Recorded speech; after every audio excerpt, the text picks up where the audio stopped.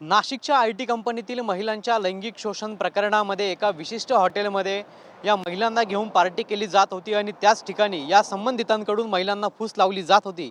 अशा पद्धतीचा एक जो प्रकार आहे तो पोलीस तपासामध्ये समोर आलेला आहे। दरम्यान आपण नाशिकच्या त्र्यंबकेश्वर रोड परिसरात असलेल्या आनंद रिसॉर्ट या ठिकाणी आहोत आणि याच ठिकाणी हा संपूर्ण ज्या प्रकरणातील पार्ट्या होत्या त्या या ठिकाणी केल्या जात होत्या आणि याच ठिकाणी कंपनीमध्ये काम करणाऱ्या संबंधित ज्या महिला असतील, तरुणी असतील, यांना संशयितांकडून फूस लावली जात होती। अशा पद्धतीचा तपासामध्ये समोर आलेला आहे। दरम्यान या हॉटेलमध्ये पार्टी हॉलचं काही रूम देखील जे आहेत ते बुक केले जात होते 2022 ते 23 या दरम्यान हॉटेलमध्ये अनेक प्रकारच्या पार्ट्या झाल्याचं देखील समोर आलेलं आहे। आणि आपण सध्या याच हॉटेलच्या परिसरामध्ये आहोत। ऐका ना, म्हणजे नका बोल। नाशिकच्या आय टी कंपनीमध्ये झालेल्या महिलांच्या लैंगिक शोषण प्रकरणामध्ये आता एक धक्कादायक तपासात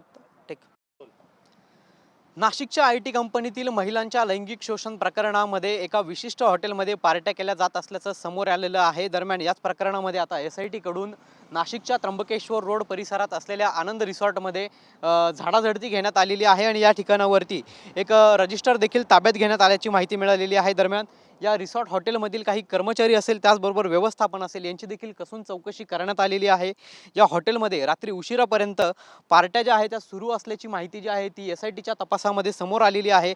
दरम्यान याच पार्ट्यांमध्ये हिंदू मुलींसोबत या प्रकरणातील अटक करण्यात आलेले जे संशयित आरोपी आहेत ते त्यांना धर्मांतरणासाठी फूस लावत असल्याचं देखील समोर आलेलं आहे। 2022 ते 23च्या दरम्यान या हॉटेलमध्ये पार्ट्या केल्या जात होत्या आणि या ठिकाणी पार्टी हॉल बरोबरच अनेक रूम जे आहेत ते बुक असायचे, अशा पद्धतीची माहिती समोर आलेली आहे। दरम्यान या हॉटेलमधून एक रजिस्टर देखील पोलिसांनी ताब्यात घेतलेला आहे। त्यामुळे या तपासामध्ये काय समोर येतं ते पाहणं तर महत्त्वाचं असणारच आहे। मात्र याच ठिकाणी या संशयितांकडनं वेळोवेळी पार्ट्या केल्या जात होत्या। या ठिकाणी या हिंदू तरुणींना घेऊन आणलं जात होतं, ज्या IT कंपनीमध्ये काम करत होत्या, ज्या महिलांचा लैंगिक छळ झालेला आहे ज्याच हॉटेलमध्ये झालं की काय, अशा पद्धतीचा संशय आहे। त्यामुळे आता SIT या संपूर्ण प्रकरणाचा तपास करत आहे। तपासामध्ये आणखी काय समोर येतं, आणखी कुठल्या गोष्टी समोर येतात हे देखील पाहणं तितकंच महत्त्वाचं असणार आहे।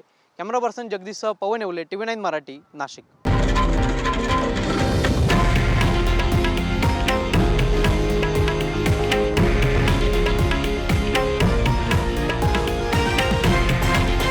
हे आहे देशातील नंबर 1 न्यूज नेटवर्क आणि आपण पाहत आहात TV9 मराठी, एकमेव।